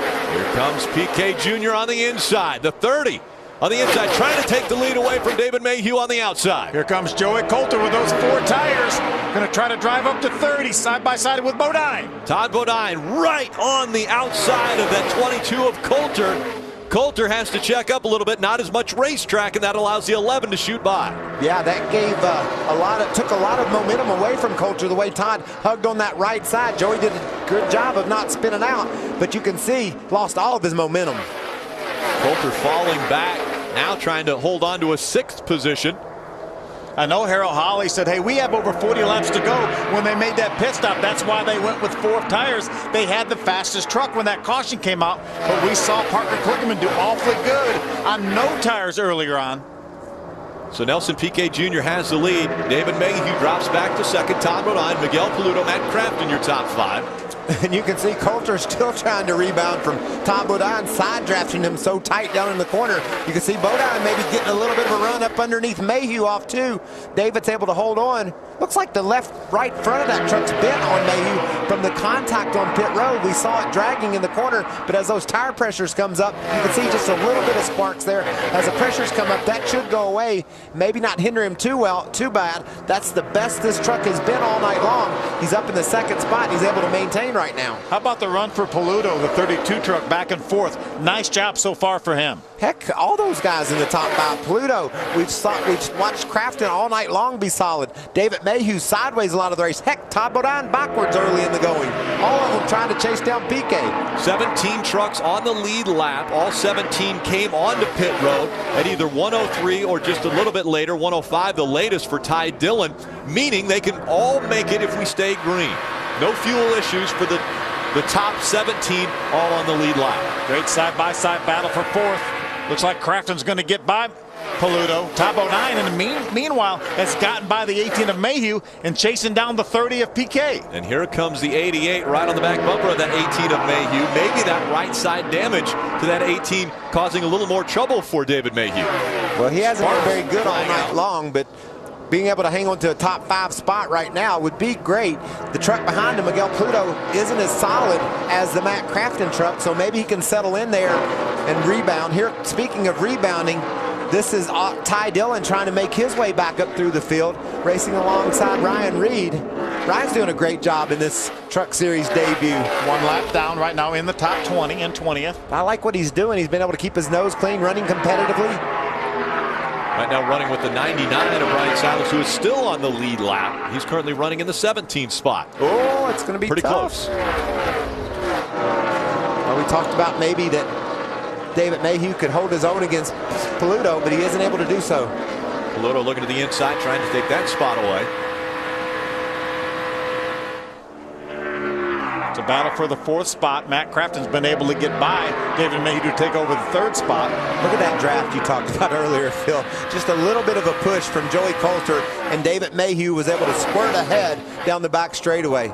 That's a good feeling when one of your buddies pulls up behind you and pushes you ahead. And look at the big gain that Mayhew was able to make. Paludo on the inside, Coulter on the outside. Again, Joey Coulter, after starting on the pole, looked very strong. When he's out in clean air, he's pretty good. But when he got Todd Bodine on his outside, and that took away that air from the spoiler, he dropped back numerous positions and now trying to battle back into the top 5. I worried about the extra time and losing the track position by changing 4 tires. Way up the racetrack goes to 32, catches the 6, and around goes Justin Lofton, hits the 13 of Johnny Sauter. They crash right at the start-finish line, and they catch the 32 of Miguel Paludo. Wow. That was a huge crash. And that was a long time in developing, too. The 6 of Justin Lofton got sideways way early at the exit of 4. Just about saved that thing. I think someone clipped the 6 of Justin Lofton. I saw some contact there, and he held on to it forever. And when it finally went away on him, Johnny Sauter just had nowhere to go. Sums up the year for Sauter so far. Just anything that could go wrong has. And look at the damage on those trucks. There's debris strewn all the way down the front straightaway. You could watch here as Miguel Paludo gets a little bit loose right there. Had a slow truck of Norm Benning ahead. Norm didn't do anything wrong. Miguel just got loose and wow, right into the side, almost flipped him over. Yeah, Johnny was as far down on the bottom of the racetrack on the apron as he could be. Just nowhere to go when Justin Lofton got down there. So numerous trucks involved in this, the 6th caution here tonight. You can see there's concerns ahead. You see the slower red truck up ahead. So Paludo's going to try to squeeze up a little bit. I think his truck gets sideways. He clips Lofton, and watch Lofton. He almost saves this baby. I thought he had it saved right there. And so frequently when it goes back the other way, the next time it gets sideways with the front end going left, it's worse. Look at James Busher just barely slipping by. Johnny Sauter not so fortunate. And watch Miguel Paludo. He's watching what's going on. Going to make a move here to the inside. But then they had one coming up from the bottom as well. Just barely gets hit, though. Not a lot of damage. Good job by Paludo not getting involved in the crash that he was a part of starting. that he somewhat caused coming out of turn 4. As you mentioned, look at the contact between Sauter and Lofton. All four tires. All four tires on Lofton's truck off the ground. Look at the debris flying off the 13 of Sauter. Let's ride along with James Busher. See how close this was. You could see Paludo wiggle. And watch James. Just so fortunate that he was the guy in the middle of the track and Johnny Sauter was on the bottom for Busher. And that's all James right there. He saw those 2 trucks get loose. He saw them get together. And then he was able, just by driving that thing, missing it. That's a sad sight there. That young Johnny Sauter raced so hard last year for a championship. He's a fast guy, and heck, Phil, from the start of the year, things have just gone bad for him. He was leading at Daytona. I think coming down for the white flag, got turned around into the outside wall, and it's been downhill ever since, it seems like, other than that one big win he had at Texas. How about the 7 now getting the Aaron's lucky dog? He's back on the lead lap. We saw the 17 get back on the lead lap the last caution. Well, they both deserve it, man. They were racing so hard for that Aaron's lucky dog, and now Parker Kligerman's going to get his way back on the lead lap. We've watched Timothy Peters take advantage of his lucky dog too. That team was struggling early. He's all the way up to the 13th spot. This is going to be ugly right here. Oh yeah, big hit by the 13. And then quiet until it landed back down on the ground. Phil, ever since I was a kid, and when I heard that sound, it still hurts me. Like that crunch that you heard, I mean, that just knocks the wind right out of you. And we're so fortunate these trucks and NASCAR in general has made these cars and trucks so much safer. You can walk away from a crash like that. But that was a huge hit that Johnny Sauter delivered into the side of Justin Lofton. You may wonder why we saw all the trucks going down pit road. That's because it's given the track officials time to clean up the front straightaway. They just took the whole field down pit road. A lot of debris still on the racetrack. They're cleaning it up. We'll be back. Glamour, the glitz, and always a wild ride when we come to Las Vegas Motor Speedway. And that just taking place by the 6 of Justin Lofton as he got airborne after contact with the 13 of Johnny Sauter. Few trucks taking advantage of this caution, and they are down on pit road. Right. Hermie, sorry, bud. Yeah, Parker Kligerman just getting the lucky dog, getting back onto the lead lap. They're coming down pit road. They'll put 4 tires. And as we talked about before, when he's been back in traffic, his truck has been a little bit on the tight side, but they got the lucky dog. May as well come down, put 4 tires on, a little bit of fuel, getting back on the racetrack. Ray? Well, we're trying to find out what the 3 is going to do because they decided they would come back down in here and pit. They're going to pull out on those fenders, working on the left side of that race truck. I'm going to jump on the radio here and listen. Haven't really heard what they said, but it appears they are making an adjustment on the left side, possibly putting a spring rubber in. Look like maybe, Ray, they could be adjusting on that left front camber, or excuse me, that toe. We talked about he might have knocked his toe off when he got in the left front. They're under the truck on the left side. They pulled the right side fenders out and probably working on the body as well, but I think I see the toe strings over there making, yeah, that's what the gentleman has, the crew member has in the back left. Well, those long aluminum rectangular pieces. They run a string from one end to the other, and they were just trying to make sure. I know that Ty hadn't made any progress once the green flag flew after getting hit on pit road. So maybe if they got that toe end straightened around, a little bit of the body work pulled out, he can do something. Another chance to see if this team can help this young man rally. He only got up to about 14th is all they got before that caution flag came out. Again, we're under our 7th caution of the night, and it is because of this. A hard hit right there. I don't think Johnny Sauter ever had a chance to touch the brake. He was wide open trying to slip to the bottom of the spinning 6 truck of Justin Lofton, and next thing he knows, Lofton's right in his lap. Ray is standing by with Johnny Sauter. Yeah, and that was the brand new truck from ThorSport for Johnny Sauter. Did you even hit the brake? That was an awfully hard hit. Yeah, I hit the brake. Just, I just told Glenn Jarrett there, if anybody's looking for something to do tonight, go on YouTube and type in AJ is pissed, and you'll know exactly what I'm talking about. We got people out here that just quite frankly, shouldn't be racing, and that's how I really feel. Okay, that's the word from Johnny Sauter. We're hanging out here at the Care Center and see if we can get a word with Justin Lofton. We know how he feels. We just don't really know what he meant. We definitely are getting that he's not happy with the situation that he was just involved in. Justin Lofton also has been checked and released from the Infield Care Center. That was almost the perfect storm off turn 4 with 2 trucks running side by side. Miguel Paludo down on the inside of Justin Lofton. We've seen all night long how hard it is to hold your truck straight on the bottom, and then there was lap traffic ahead as well, so just a tough break. Right along, as we see the back of the 32. Now we see the front. Yeah. Watch him. There goes one that way. Okay, there's some debris, and I'm going to slip through. Oh! Just didn't quite get through the middle, but a good job of managing what he was doing. Kept driving. You heard him on the gas, off the gas, trying to make his way, Miguel Paludo, through. And look what he was seeing in real life. We can see James Busher. He's going to get by Lofton as he goes down and makes contact with the 13 of Sauter. Miguel Paludo is going to try to go in between them. He had a hole there for a moment till the 6 slid up and caught his left rear quarter panel. We heard from Johnny Sauter, also out of the Infield Care Center. Driver of the 6, Justin Lofton's with Ray. Yeah, and we were just looking at this video here. You were cutting that wheel. How hard and how close was it for you to save that thing? I don't think it was actually as close as I probably thought it was. I should have just turned right, put it in the fence. But, it was a product of hard racing. Me and the 32 are racing hard. We had the 57 up on top of us, and I think we were both fighting for the same real estate to try to get through there. We had a great truck. Really happy to have all the people from the Imperial Valley on board with full plate. And a bummer it had to end this way. I really think we had something to win this. Any way to change your luck lately? Just keep racing. Okay, Justin Lofton okay and released from the Care Center. That's the really good news. Young man with a good attitude there. Just keep on pushing forward. He knows he has the talent to win. He won at Charlotte back in the spring, and just put it behind you and keep digging. And just unfortunate. I think he was on the short end of that stick. He didn't do anything wrong. He's just racing on the high side of the track and got run into. And the important thing is he's running well. He was running well tonight, and he knows that they continue to do that, and the bad luck will go away. Nelson Piquet Jr. looks as though he's going to choose the outside line for this restart.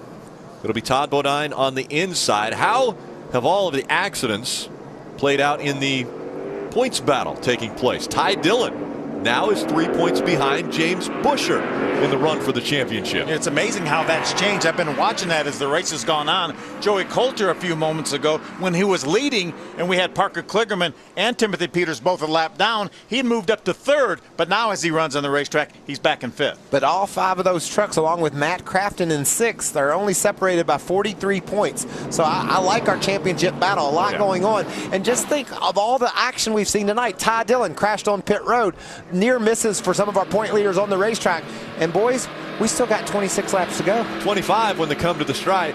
25 laps to go. PK Jr., Todd Bodine, green flag back in the air. Talk about the action. Todd Bodine spun out on the first lap, and here he is trying to grab the lead away from Nelson Piquet going into turn 1. Remember at Pocono when these two trucks got together, Todd Bodine and Nelson Piquet Jr. battling up front. Watch Bodine. Matt Crafton. He looks like he wants to go to the bottom. Bodine still had a good run. He was staying to the inside, and as you mentioned, Matt Crafton in the 88 shuffles the 11 into the middle. Now Todd Bodine battling to stay in the top 5.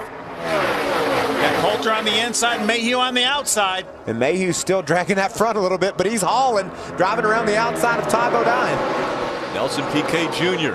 has won a truck race. Right behind him, Matt Crafton. Hasn't been to victory lane in 2012. Oh, Can Todd he make it? loose in the middle of Mayhew and Coulter. He saves it.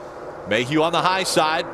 Busher looks like he got into the outside wall. Almost up into the outside wall, the 31. Some dust flying as he got up close to the wall. We don't know if he made contact. I think there were sparks as well, Rick, so he probably did make a little bit of contact. Look at Todd Bodine trying to hang on to that baby right in the middle of those two trucks. Down the racetrack he goes. Coulter has to go to the apron. How about the job David Mayhew's doing here in this Kyle Busch Motorsports truck? Oh, there's a truck to the outside wall. Is that into the wall? Looks like the 7 of Kligerman. Just got in there a little bit hot. The thing ran out of room. Scrubbed the outside wall. I don't think that'll do him in. I believe he can rebound from that. Running in the 14th spot when he came across the start-finish line last time. Scrubbed it pretty good, though, I think, Michael. Oh, and into it again. All right, that one will do him in. Tough for the 7. Parker Kligerman, a strong truck early. That'll blow that right front tire out. It's enough damage there. How about this battle for the lead? Crafton goes to the inside. Nelson Piquet Jr. has it as they go down Nellis straightaway. Here comes Crafton trying to get back to victory lane. He's good on 1.5 miles. He's got hungry eyes. Hungry eyes, the description by Waltrip early in this one. Nelson Piquet Jr. still trying to battle on the outside. How about the lead that time for Matt Crafton? 0.03 of a second was the edge he had over Nelson Piquet Jr. as they raced across the start-finish line. Amazing racing here in Vegas with these trucks. Crafton trying to come up, take the spot away from Nelson Piquet Jr., but the momentum on the high side keeps the 30 in front as they come down the backstretch. I'm telling you, caution's out. And who was leading when the caution came out? That could be Kligerman that caught. Yes, Parker Kligerman's tire blew. We thought it would, and it did. Probably a call there from the spotter or from Parker himself just to get to pit lane. Put right sides on it real quick. Put right sides on it real quick. Battling for this championship, you can't afford to blow a tire and run in the outside wall. The damage was done. Needed to come to pit road and fix it. Didn't do so, and I think they're going to have more problems just putting on right side tires, Phil. Yeah. Now we saw in the back of our screen the first time that 7 got into the wall. And then that was the damage after the right front went away. That's the most recent time he's got into the outside wall. That ended it for him right there. Yeah. Yeah, we knew it was going to happen. Yeah. If the right front didn't go, the right rear was going to go. Should have made a call there just to salvage the losses, Hermie, and get to pit road. Now that truck's tore all to pieces. Yeah, from what I can see right here, Michael, on the right front, they're trying to pull it out, as you can see, to get the tire on, but also the splitter. You can see right there the splitter right in front of the right front fender is bent up as well. That will be very much changed the handling of this race truck for Parker Kligerman. This team has so much potential. They run up front, lead laps every week. One of these days they're going to put it all together and get to victory lane, but not tonight for the 7 truck. Yeah, Hermie, it has been a very rough road for Parker Kligerman. After showing dominance at many of our racetracks, well, dominance it ended this way. Dominance at Iowa, too. Yeah, he probably had the best truck at Iowa. That's what happened. Jennifer Joe Cobb lost an engine. He got in the oil. Here's Kentucky, but he battled back from that spin right there. Ended up with a second-place finish again at Kentucky, but not going to be so fortunate here, I don't think. Yeah, right front locked up now as he's trying to get back on the racetrack. So it brings out the 8th caution. Out in front, Piquet Jr. and Matt Crafton, your top 2.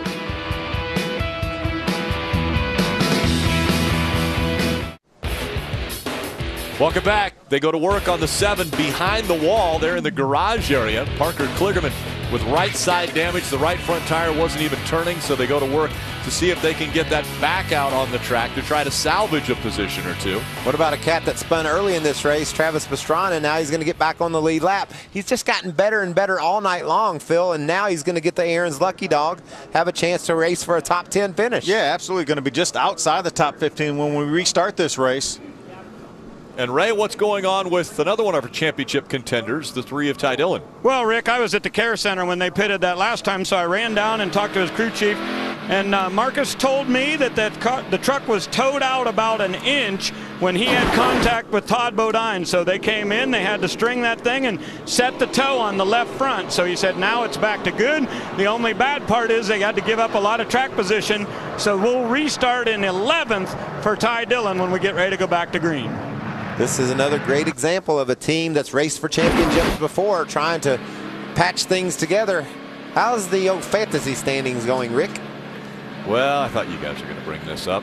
This is the worst that Ty Dillon has run pretty much all year. That's because I didn't pick him. And how about Ray, our co-leader Ray, has got Parker Kligerman. He's back behind the wall. It's going to be a new guy on top. Looks like it could be old Mikey. It might not be.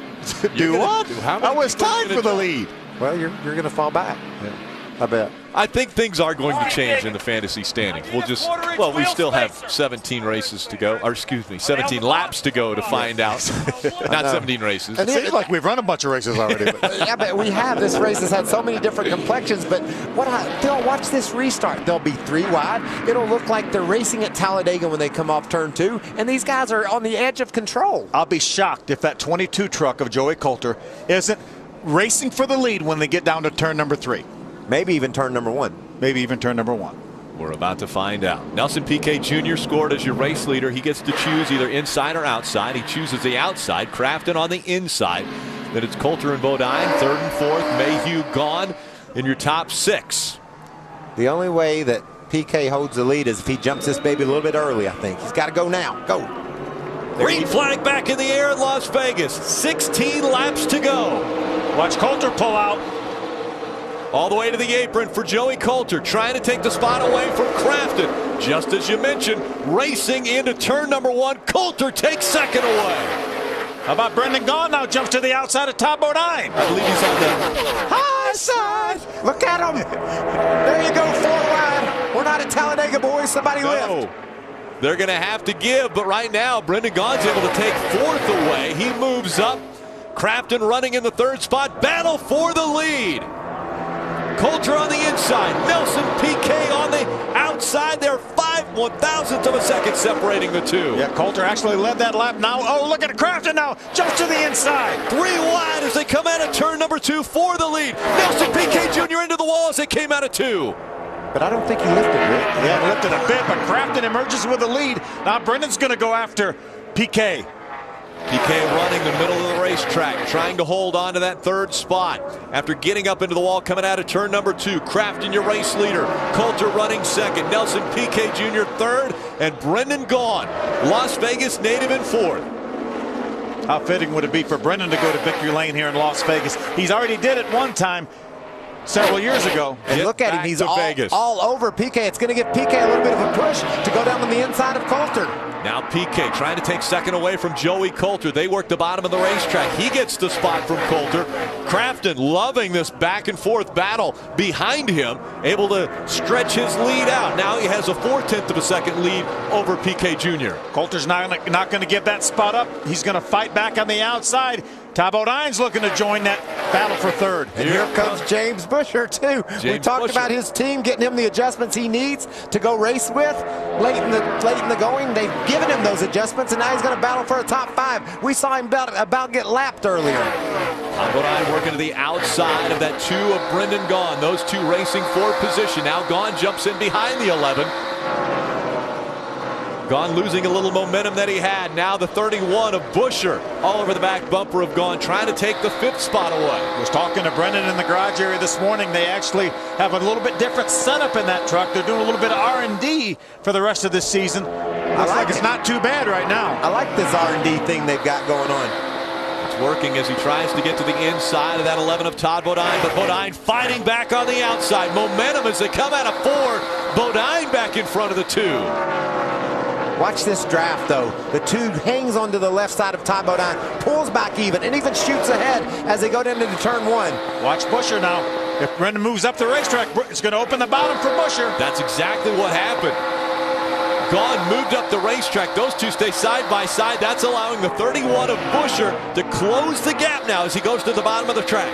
Guys, you just don't know how hard this is to hang on to those trucks when they're side by side like that. But Brendan's able not only to hang on to it, but he passes Todd Bodine and moves into the 4th spot. Crafton 10 laps away from another victory in the Camping World Truck Series.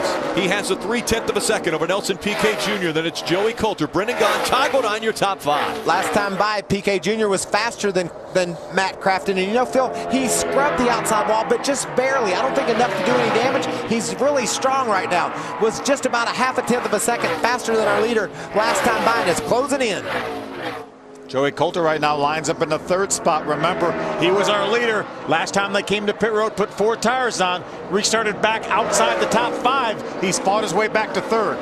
Under 9 laps of racing, Crafton, Piquet Jr., Coulter, Gaughan, Bodine, all separated by less than 2.5 seconds from 1st all the way back to 5th. You know, the interesting thing, Matt Crafton doesn't want to see a caution, but the guy that really doesn't want to see a caution is Piquet. We've watched the guy that starts on the inside of that 1st row be vulnerable every restart. That would put Joey Coulter in a great position to drive around him and maybe make a run on the leader, Matt Crafton. So a lot of guys are hoping for a caution, so they'll have one more shot at him, but our front 2 want to settle it on their own. Remember, that's where Coulter restarted. He restarted 3rd and actually had the lead at the start-finish line. Now he's back to 3rd. Trying to hold on to that 3rd spot. Brendan Gaughan running in the 4th position. Todd Bodine back there in 5th, but we're seeing James Buescher lurking back there in the 6th spot, trying to break back into the top 5. Yeah, Ty Dillon now is stalled out about the 10th spot. Right now, if this race were to end, Ty Dillon would have a 1-point lead over James Buescher. And you know, you have to just give it to the crews and also those drivers, James Buescher and Ty Dillon. But those crews, they've worked on those trucks all night long. Heck, Ty Dillon was involved in a crash on pit road. They had to adjust his toe in. James Buescher's truck looked like one of the slowest ones out there early in the race. And now here he is battling for the 5th place. That's how you win a championship. And both these teams are up for the task. How about Timothy Peters? We saw him a lap down. Right now he's up back in the top 10 in 8th position. Got to give a shout out David Mayhew running in the top 10. He's in the 9th spot right now. Miguel Paludo, after being involved in that incident, running in the 11th spot. Grant Enfinger filling in at Brad Keselowski Motorsports, running in the 12th spot. Jason White 13th. Travis Pastrana, his 1st ever truck start, running 14th. Townley and Silas, the other 2 still on the lead lap in the top 16. There's the guy you mentioned earlier, Phil, Timothy Peters. Thought he had a flat tire, came to pit road, lost a couple laps, and here he is battling for a top 5. Battling for the lead, though. Here comes Nelson Piquet Jr. He's closed the gap, looks to the inside, trying to take the top spot away from Matt Crafton. Woo. Boy, he couldn't quite do it. He drove it hard down in the corner. I don't know if Matt knows that he almost got crashed there by the 2nd place runner, Nelson Piquet Jr. He wants it bad, doesn't he? And look how much momentum it cost Piquet. He took a run at him. He's lost about 5 truck lengths. Now coming to the stripe.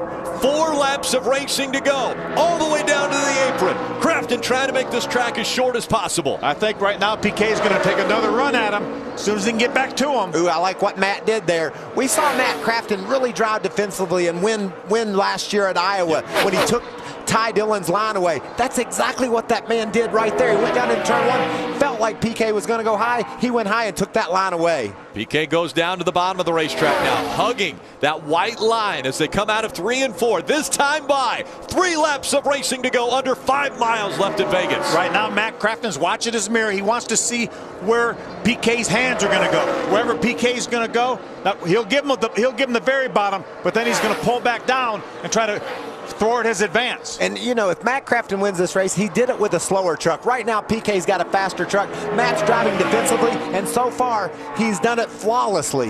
Last time Piquet Jr. went to victory lane earlier this year, Michigan. It was his first Camping World Truck Series race. And he coasted home on a fuel mileage race there. If he's able to snag this one away from Crafton late in the going, that's how you want to win a truck race. Can he get back to victory lane in the Camping World Truck Series? Now looking to the inside. Under 2 laps of racing to go. Does he have enough for one final effort to get by Matt Crafton? Oh, this is a great battle. Those trucks racing each other has allowed the trucks of Coulter, Gahn, and Todd Bodine to close in some, but they can't get there unless these two get together, and I wouldn't bet against that either. White flag goes in the air. One more time around Las Vegas Motor Speedway. Crafton has a 2-truck length advantage over Nelson Piquet Jr. But now going into turn 1. Piquet Jr. charges down to the bottom of the racetrack, tries to slide in front of the 88, makes the pass as they come out of turn number 2. He did the slide job on him, and it worked. What a move. Nelson Piquet Jr. out in front of the 88, going through 3 and 4. Can Crafton steal it back away from Piquet Jr.? It's not going to happen. Coming to the stripe, Nelson Piquet Jr. wins his 2nd Truck Series win. Holy cow. That was a win. Yes. He said that was a win. No fuel mileage involved in this win. That was a last-ditched effort to grab that baby away from Matt Crafton, and man, he put it right down on the white line and made it work. Absolutely threw that 30 truck down to the bottom of the racetrack, drove it in harder than the 88 into turn 1, and was able to do the slide job, going through 1 and 2 in front of Crafton. You know, Crafton had to be defensive when he was racing against Piquet, and he thought he had done everything properly, but Matt Crafton didn't know that Nelson Piquet had one last-ditch effort that he was going to throw on him. And he used the apron, Michael. He put that splitter down on the apron to help that truck turn. Nelson Piquet Jr. gets his first win at Las Vegas in his 3rd start here at this track, and he'll head to victory lane for the 2nd time ever in the Truck Series.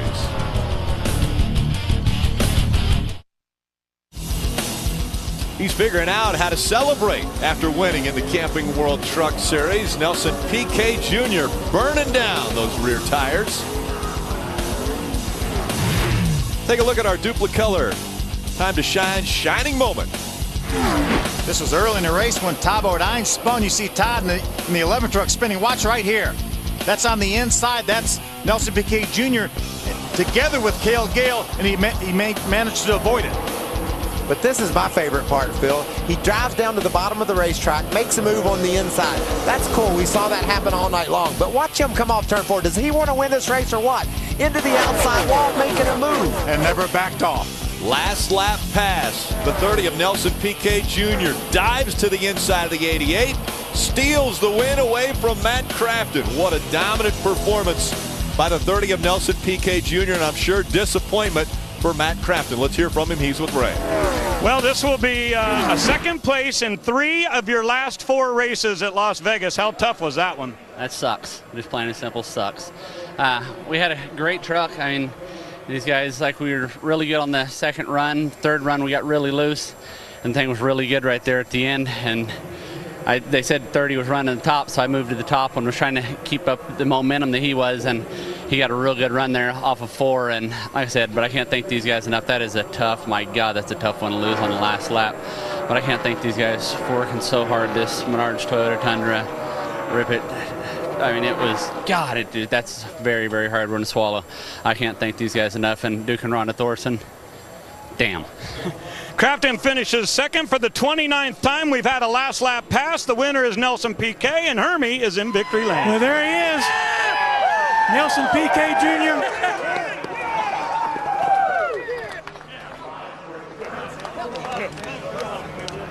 Again, congratulations from his crew. We'll get him a word here. Nice job. Now that was a race. Congratulations. I have no idea what happened. I mean, I said I'm going to give it a last try. I sticked it in there, and God gave me a little bit more grip in the inside, and we made it. It was great. I mean, we really needed this win, and probably the best win of my career. One of, for sure, top 5 moments of my career. You tried the bottom of the racetrack 2 or 3 times, couldn't get it done. What made the difference on the last lap? I don't know. Somebody up there gave me the grip when I went down. I knew that the 88 was running a little bit high because it probably was tight. I dived in and managed to keep it down and move in front of him. So it was or win or racking back home. So let's go right to the right side of the truck. They want to walk around the other side and see. We have some contact with the wall. Look at that baby. Looks like you raced at Martinsville as well as Vegas tonight. No, I mean, one of the restarts when Coulter and the 88, everybody were together. They pushed me to the wall, but I didn't back off. I was wide open. I said, this race is mine. Like Chris said, we're only here to win. That's the only matter. So we made it. That's Nelson Piquet Jr. He's in victory lane at Las Vegas. I'll tell you right now, that's a pretty impressive statement when he said this might be my favorite win or my best win ever in my career. He's had an amazing career already. He's won all over the world. Yes. And he said that now in Michigan, too, when he won that race. Yeah. How about Casey Kane tweeting? Wow. That's exactly. Piquet puts a move on in turn 1 on last lap. That was awesome. Turner Motorsports' 7th win of the year, all here in 2012.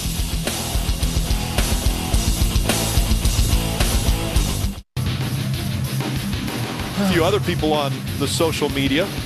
Justin Allgaier just tweeted, I don't care who you like. Nelson Piquet just showed how to drive the wheels off a truck. Congrats to Turner Motorsports. Ray Dunlap.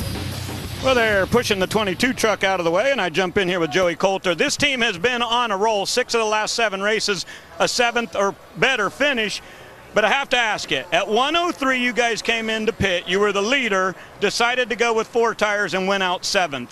When you look back, would you redo that, or was 4 tires still the right decision? I think 4 tires was still the right decision. With the way the track was changing for us anyways, we were getting tighter on a long run, and I think we needed 4 to win. I think 2 would have gotten us too tight, and thought we had a good enough truck and thought we were in a good enough place to win. And the 88, I guess he wants to draft with us at Talladega next week, so he was doing a little bit of practice. We'll see how that works out. Here's a shot, Joey, and I was standing down in your pit, and it looked like he hit you pretty hard. Yeah, I mean, it's a good thing I started dirt racing, because I wrecked about 3 times the 3 times he did it, and luckily didn't hit anything. So, but great night for the 22 guys. I mean, just an awesome truck. Can't wait to bring this thing back out again. It's a great piece. We got another truck just like it that we got sitting at the shop ready to go. Okay, good things for Joey Coulter. Now let's get back to Hermie. Well, I got some more of the top 5. Brendan Gaughan and Todd Bodine. Brendan first, solid 4th place run. It looked like for a while you were rekindling some of that 1.5-mile magic. We got really bad for a while there, and I feel bad to RCR boys. I asked them to do something for me, and the South Point Chevy, I'm not going to say it was quite right yet, but we'll work on it some more. But to come back to 4th, the boys didn't quit. Hermie, we went up, down, rubbers in, rubbers out, shock adjustments. Hardest working team on pit road tonight was the 2 RCR bunch. That's Brendan Gaughan. He gets 4th. Todd, I know you don't come here to finish 5th, but after all this team has come through, solid night for your 11 team. Yeah, that's exactly right, Hermie. I'll have to disagree with Brendan, because I think my team was the hardest working team on pit road. We did all the same stuff. We were so loose to start the race, and we took some rubbers out, and we did air pressure, and as typical racers go, we over-adjusted it. And right here, I had somebody on my butt there. It looked like Parker.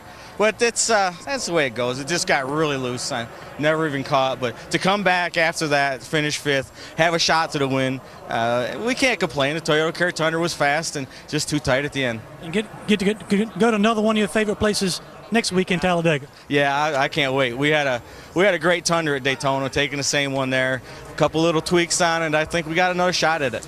Is there any way, guys, that next week's race at Talladega can top this one? Yes. Well, yes, it can and will. We had a last lap pass for the win here at Las Vegas. I want to take a look at our Ram Guts and Glory. I thought we were at Talladega most of the night. It was a lot of guts and a risk-reward move here. Nelson Piquet Jr. decides to risk it all as he goes by that 88. It was a great move. He tried that twice, lost his momentum, lost several truck lengths. That time he just drove it in there so hard. He used that apron to turn that thing. Watch right there, you see that apron rubbing. It almost turns that truck, and he was able to keep the throttle down and squeeze out in front of the 88. You know, when you're in Vegas, you got to take some chances. He gambled, and it paid off. Victory lane for the 30 team and Nelson Piquet Jr.